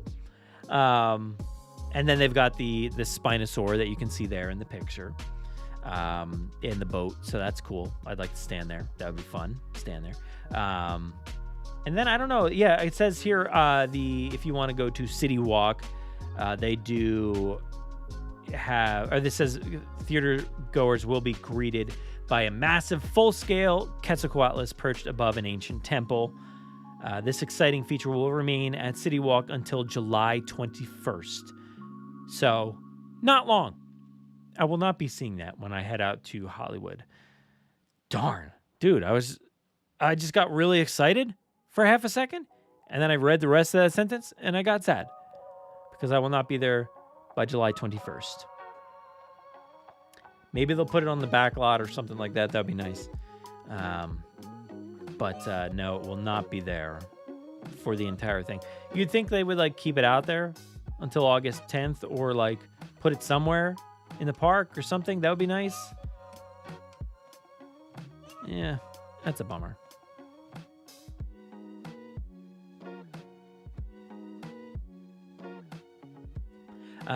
Sorry, I was just reading the whole press release. But yeah, that was about it. I think there, but they've got food and different other options and things that you can check out at Jurassic Cafe and Isla Nublar and the Jurassic Water Rebirth, which I definitely don't want to be tasting. Absolutely don't want to be tasting the Jurassic Water Rebirth. And Spicy Jurassic Paradise. Pear. I can't say that. Paradise. Spicy Jurassic Paradise. Why did I say pear? I don't know. A selection of themed merchandise at Jurassic Outfitters. A piece of Jurassic World with all new apparel, toy, and popcorn buckets. Heck yeah. But yeah, that's about it for that.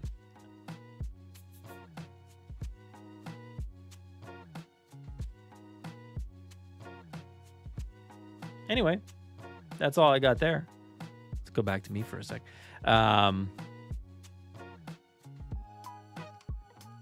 Rumor that she wants to come back for another movie, but only if it's to play a live action. Oh, Mrs. DNA. I was about to say, dude, you're recasting me already? Because I'm taking the role of Mr. DNA. And who better than a Jost to go alongside Scarlett? Me. That's me. Colin can't do the voice. All right? I got it. Scarlett's got Mrs. DNA. There we go. All right. So let's see what else we got here. It's not the same one, right? Someone did the maths. Yeah, it's not. I mean, it is the same one. It is, though, but it's not. It is, though, but it's not. Makes sense, right? I get it. Do you? I mean, do I? I don't know. Do we get it? It is this. It's not the same one. It is, right? Say it. Yeah. No. I'm confused. Very much. I don't know. We'll have to find out. Nope, probably won't, actually. Again, probably won't ever find out. But the dialogue does indicate that it doesn't fully indicate it, but it relies on us to remember that that InGen tagged this Mosasaurus before it escaped. Which, in my mind, and it should be in everybody's mind, that if something escaped, it should be that mosasaur, right? It should be that one from Jurassic World Fallen Kingdom. And Jurassic World, but specifically it escaped in Fallen Kingdom. It should be that mosasaur. And I know it looks completely different. We can talk about scale. It's iffy. Who knows? I don't know. The Jurassic World version, 2015's and 2018's Jurassic Worlds, and I guess 2022's Jurassic Worlds, all those ones, those three Jurassic Worlds, not 2025's, but those ones seemed very big, like massively big, like incredibly big. This one I think they say is like 50 to 60 feet, meters. I don't know what they said. One of those. Meters, maybe? I don't know what the measurement was. But I don't know how big a meter is. Is it 6 feet? I don't know. I don't know what the mosasaur was. Anyway, let's move on. But I don't know. It just looks completely different, right? But they say InGen tagged it and it escaped, which implies that it's the same one we saw before. It's implying that. Yeah. So, I don't know. There's a lot of math in this movie, though, unfortunately. It's like, what is the math of any of this? Yeah, here's my autograph for you right here. You ready? Just write it down. There you go. Keep it. It's yours. Put a tattoo of it on your leg. Krebs says InGen continued to track it after it escaped, and Parker Gen bought the tracking data after it closed. Jurassic World Moza escaped after Jurassic World closed. Yeah.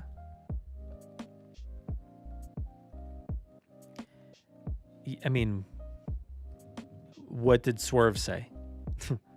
I don't know. There's nothing to go off of. There's only the information that's what AHQ just kind of brought up there. It says InGen tagged it and tracked it after it escaped. That's the dialogue right there. So that's all we have to go off of. And if you go off of that information, and yeah, sure, they bought the tracking data after they closed, which doesn't, and I think it's, I don't think was it closed or was it foreclosure? Because I think there's a difference there, and either way, it's not like Jurassic World closed a week after Christmas. It's like, it did technically, but like they would have, months of whatever litigation and all kinds of stuff would have went down, and Chapter 11s and all kinds of stuff would have happened, and then at that point, years later or however long, they would have bought the information. So we could be into, Fallen Kingdom territory before anything was probably purchased. So yeah. So InGen couldn't track it after Jurassic World Moza escaped because they closed by then. What does that have to do with anything?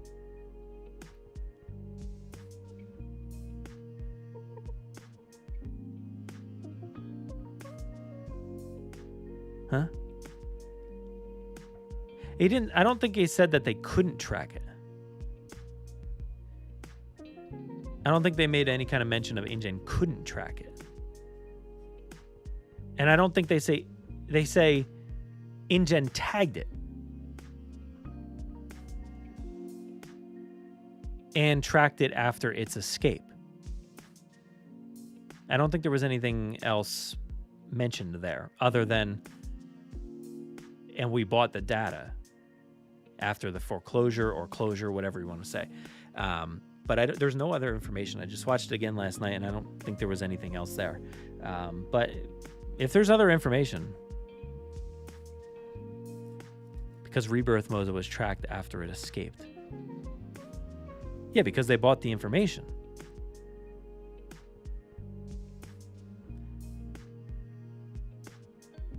I'm confused at what you're kind of, you just don't give me like bite-sized information. Write it all out.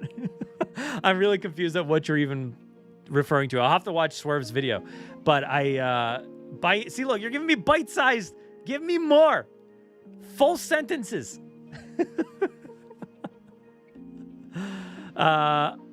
I don't think there's any logistical route to explaining Rebirth's relationship with other movies, honestly. Yes, absolutely. I agree. This is a reboot, complete reboot of the series. It's identifying that, like, we know things happened before, but like it's a little different now. You might remember things happened,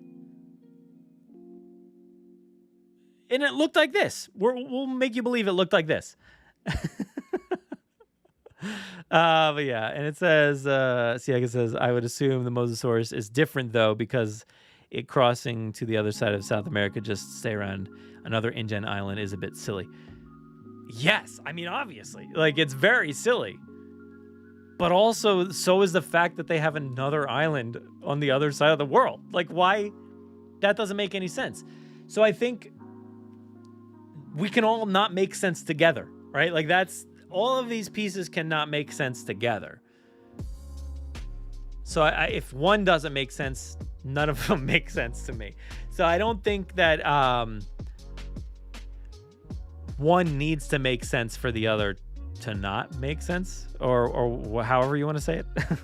And yeah, no, I'm not trying to yell at you or anything. I'm just joking around. But the best we will get regarding interconnectivity will probably be Jurassic World Evolution 3. No. You guys remember when InGen tracked the mosasaur and they sold it to Mrs. Parker, a good friend of mine. Yeah. So that's what's going to happen in the dialogue. I can't wait. It's best to watch his video. He explains it very well, but there is the theory of 2 from what Martin said on the boat. There is a very unexplained moment when there's 2 signals. One is like 1 or 214 and 217 or something like that. They're somewhere around those numbers. 147 or 127. They're very similar kind of numbers there. But there's very clearly 2 tags in the middle of the ocean. They're bouncing off of each other. One's kind of in and out. The other one's more solid. So they're tracking something, and there's a secondary ping. But they don't ever really explain that at all. There's no explanation to that. It's not like there's a second mosasaur that we see. So in my mind, I'm feeling like it's like the Spinosaurs pinging, but like, because that's the only thing we see adjacent to the mosasaur, that there's like a set of Spinosaurs that are maybe pinging as one, but I don't really know what the explanation is. Luna Blaze said, forget everything you know about the previous films and see Rebirth with an open mind. Well, yeah, I mean, absolutely. But that's a sad state of affairs for me, doing this and having to talk about it all the time. And not having to, but like, that's what I do here.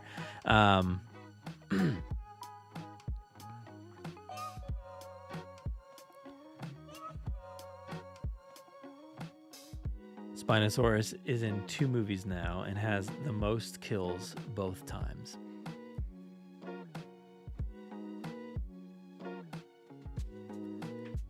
Yeah. Spinosaurs are in this movie.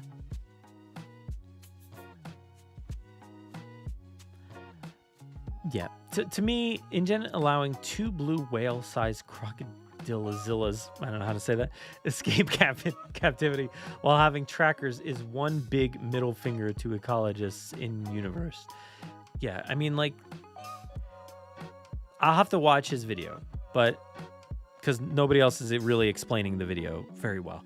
But if you would, I would appreciate it, because I will go watch it, but I can't watch it right now. But from what I've seen, anything else is conjecture, right? There's no explanation. This falls in line with the hand on the steering wheel in The Lost World. This is one of those things that's unexplained. We can make up theories and ideas as far as what is going on here, but it's fully unexplained. All they mention is what I said, and I made sure to really, really pay attention to that moment last night. That it was tracked, or was tagged by InGen, and tracked after its escape. Which is, it doesn't, even the information about, I don't know, like when the foreclosure happened, who knows? I'm not really sure about that. But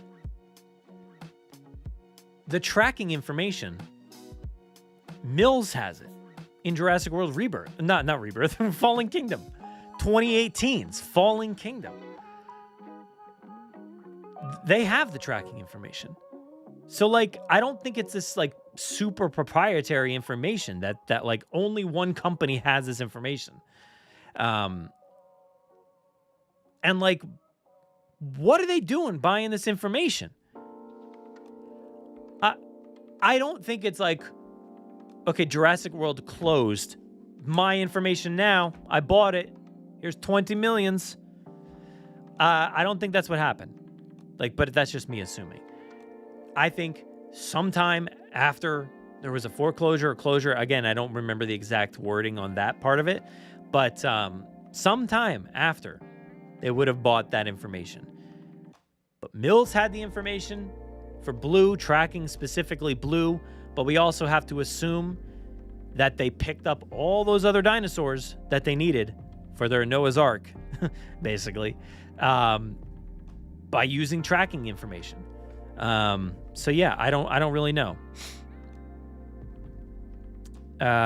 We also nitpick why Claire is under the impression in Fallen Kingdom that Nublar is the only island with dinosaurs on it, or why Mills thinks Blue is the last raptor. Yeah, I mean, well, at least Blue with Mills and Dr. Wu, there's a very obvious connection as far as why we need Blue for everything. I think that makes a lot of theoretical sense. It's not like, let's just get generic Raptor number 5 over here. That Raptor does not follow the directives that Blue does. So Blue makes sense in that case. All the other stuff makes no sense. Because technically, you know, I guess until that point, there was no information as far as, and I'm just not considering any kind of viral material as far as what happened to Sorna. Mills only mentions Sorna and blah, blah, blah, this and that or whatever, whatever he said in that movie. 20 millions, cold-blooded line delivery. Yeah. And they didn't know about Rebirth Island, which, you know, makes the whole fact that, like, no, never mind. No, I'll get away from that tangent, but, like, people knew. There's no way around it. Like, again, I feel like some of these creators don't really sit themselves, like, you know, everybody says, put yourself in my shoes for a minute. No one does that when writing these movies, or specifically this one. No one put themselves in world to really understand the view from anybody living there, really. Like, I just don't feel like that happened. So for me, like,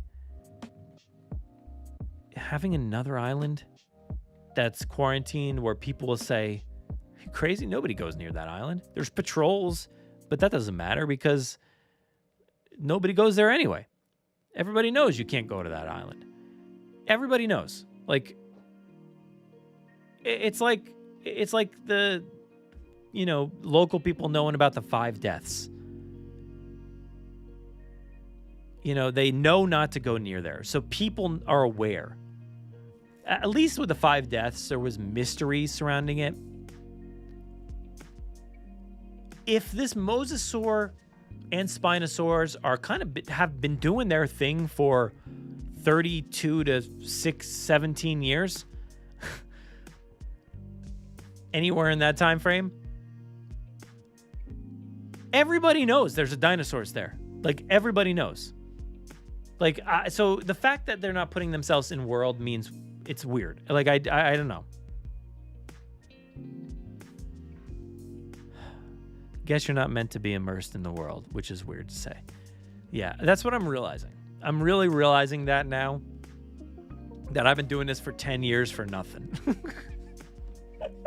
Been podcasting for 10 years about Jurassic Park and world, connecting dots for nothing. For no reason. For them to just dismantle any lore. It's a sad state of affairs. And it makes you really wonder what you've been doing for the past 10 years.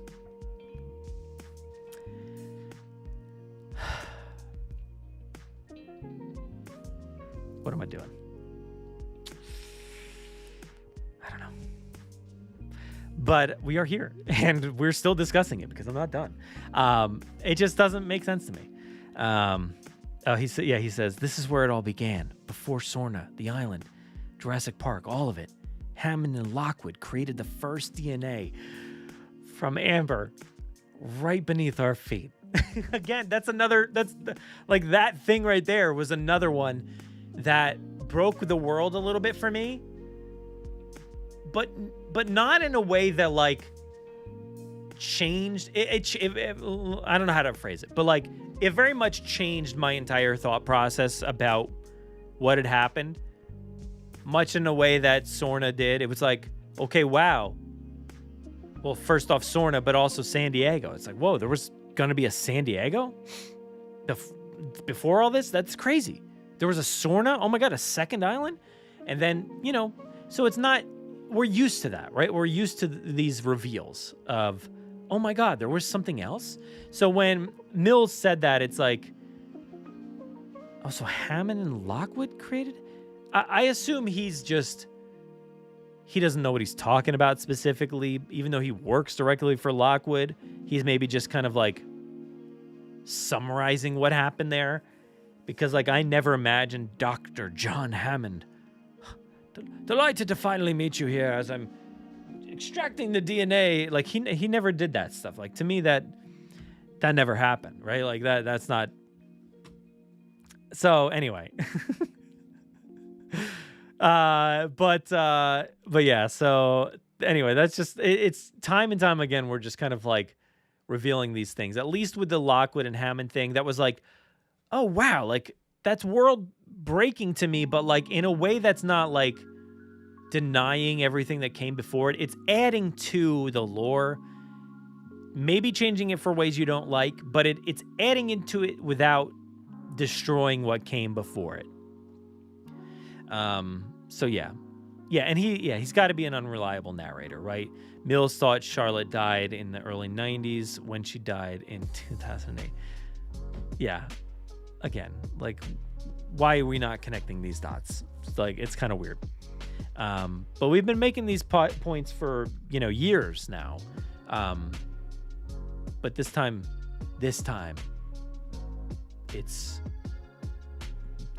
we mean business. This time it's for real.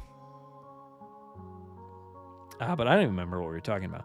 Oh, the island, the new place, whatever it's called, existing.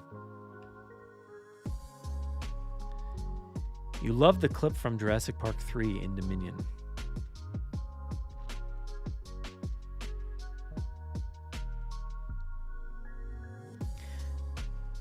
Is it coming to mind? No, not yet. I don't know what you're talking about. The clip from Jurassic Park 3 in Dominion. What am I missing? Is there a clip from Jurassic Park 3? I can't think of what it is. Do you think the end of Rebirth could have had a T-Rex versus D-Rex battle that might have won over more fans, especially if it's more of a JP3 feel kind of JP movie? No, I don't think so. I don't think it would have won over any fans. I think there certainly could have been a battle.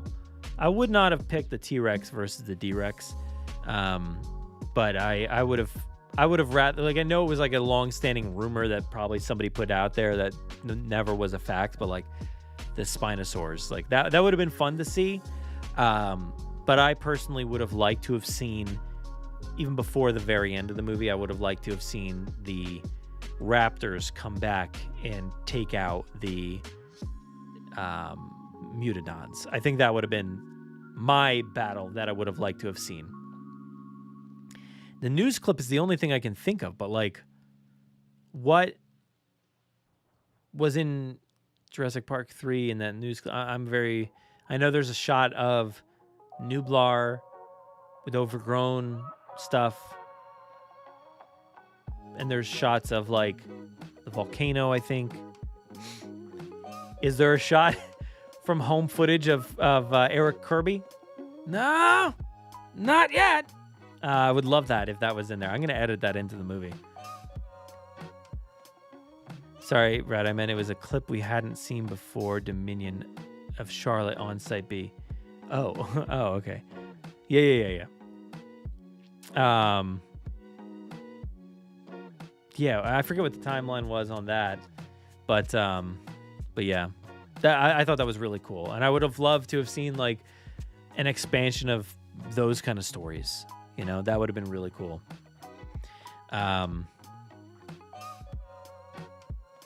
But back to the battle thing. I don't think many people are like clamoring for more battles in the movies. I love the battles. Really, I really do. I think they're awesome.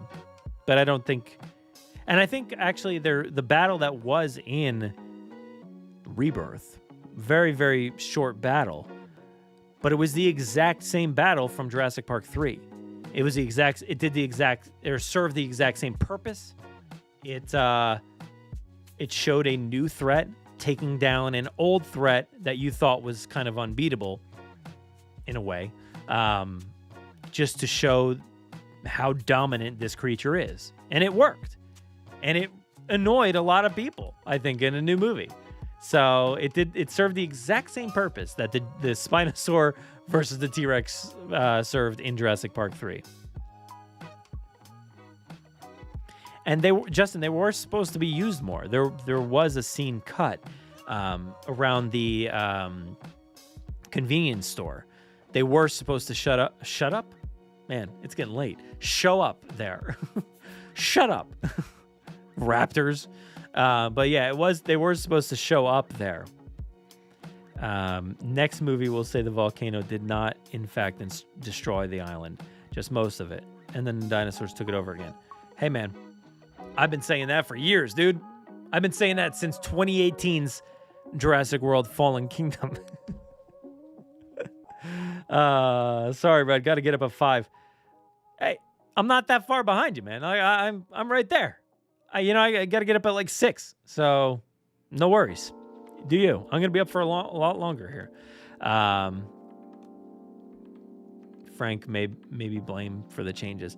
So I don't know about those changes, but maybe. But for the whole gas station sequence, and it was like more of like a charging station. I don't know, but for that sequence, Frank, I listened to Frank and Gareth talk about it at the screening, and they were worried that like the whole convenience store thing would have been too on the nose, like we were talking about with the whole Steven Spielberg article before. They were worried that it would be too on the nose, too Jurassic, and they had a second or an alternate take planned and shot just in case that didn't work. So I think there was something else there that would have been probably the Raptors, but who knows? We complain about retcons and then rate the movie 9 out of 10. This is the fandom. I gave it a 6. I think a 6 out of 10.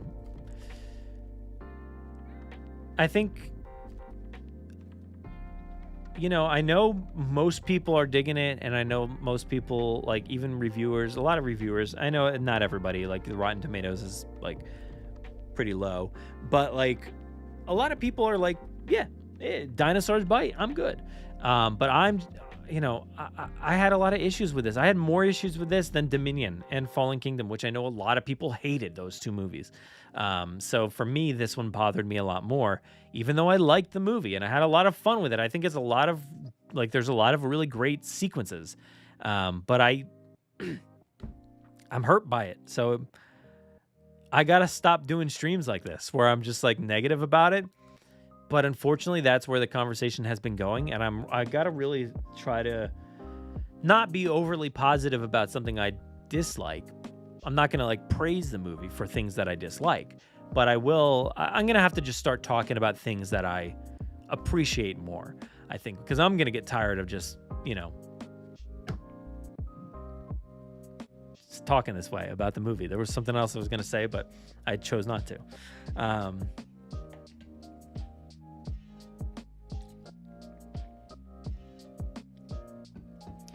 But yeah, anyway, been going for over 2 hours. I appreciate you all for being here. Again, there was no episode this week, so the latest episode on the feed was my spoiler thoughts. So if you do want to hear my spoiler thoughts, they are on Apple Podcasts, Spotify, any place you find podcasts. You can listen to it on JurassicParkPodcast.com. Right there. I do not have like a article. I probably should have put together like an episode post about it, but I do not. So go check it out on the side, or like I said, on Apple Podcasts or anywhere else. You know what? And also, if you click links over here, it gets the link tree, right? Where you've got every link that you can need, really. Spotify, Apple Podcasts, YouTube, live stream playlists, all kinds of stuff there. Podomatic, you can listen right on our podcast hosts right there. So yeah, check it out. All kinds of good stuff there. And please do me a favor, everybody, because I've been saying it for a little while now, but I want to hear what everybody's thoughts are. I've been compiling the episode. I was going to put the episode out on Monday, but over the weekend, like I had mentioned earlier in the show, we were having like host issues behind the scenes, and I had to postpone it. So I kept getting voicemails though. So I still want your voicemails and everything. So please go to you can go to JurassicParkPodcast.com, find all of our contact information there, but it's also right here, 732-825-7763. My phone has been ringing off the hook, not my personal phone, but the voicemail line. It's a voicemail line. Just go ahead, leave a message. Let me know what you thought about Jurassic World Rebirth. I will put you into the Jurassic Park podcast. So not the live stream, but you will be on the podcast main episode, whatever the next number is, 732-825-7763. It's a 3-minute voicemail. Go ahead, leave your message there, or pick up your phone, hit record in the voice memo app, and email me that voice memo. Try to keep it like 3 to 5 at the most, really, 3 to 5 minutes. JurassicParkPod@gmail.com. You can email those there. And some people have been writing as well. If you want to, you can do that too. Maybe I'll save those for like a mailbag, if we get to do a mailbag sometime soon.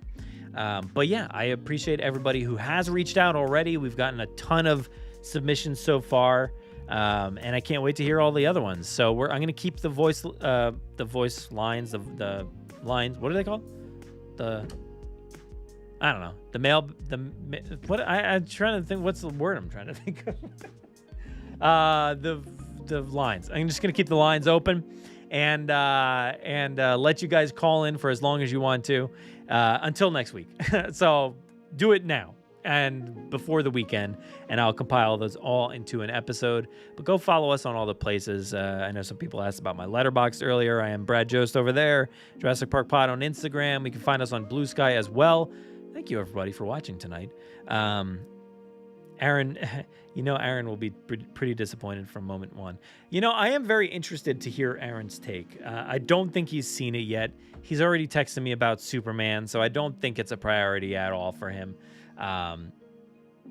unfortunately, which my mind is blown by that. As much as a Jurassic fan as he is, I'm still shocked.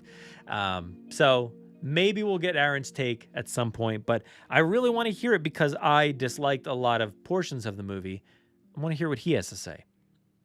Maybe not fit for air, but I do want to hear what he has to say.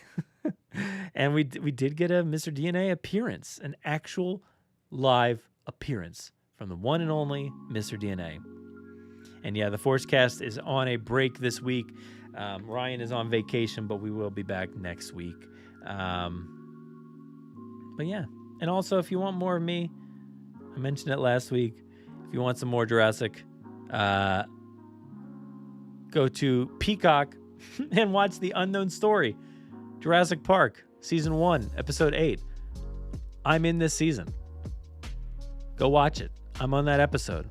Does it have my name? No. But go subscribe to Peacock to watch me on television. Yeah, anyway. That was from a little while back. And yeah, that's all I got for you. Anyway, it's been fun.